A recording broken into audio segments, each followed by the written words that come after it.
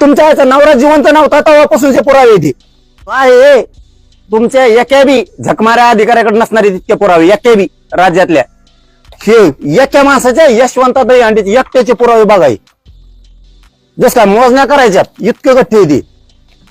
अरे नालाय कवन करू नका तुम्ही मी इतका मागा लागल ना तुम्ही मला माझ्या अंगावर येऊ नका फडणवीस तुम्हाला सांगतो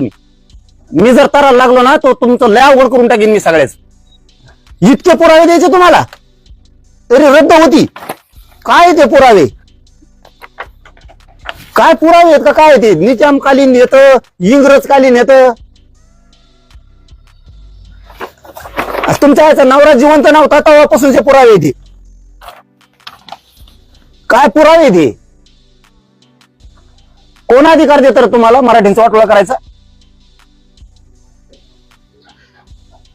माझ्या समाजाच्या लेकरा बाळाचा वाटोळा करायचं कोणी सांगितलं तुम्हाला काय पुरावे आहेत का काय येते तुम्ही कुठं पण बघा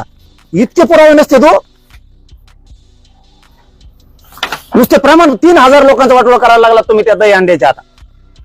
तुम्ही याचं त्या जिल्हा परिषद सदस्याचा वाटोळा करून टाका ह्या लेकरांचं पाप कोण डोक्यावर घेणार आता फडणवीस तुम्ही का त्या बावनकुळ्याचं सांगण्यावर बावनकुळ्याचं पत्र देतो इन्व्हेस्टमेंट करून दिलं त्यांनी त्या नोंदी रद्द करा म्हणून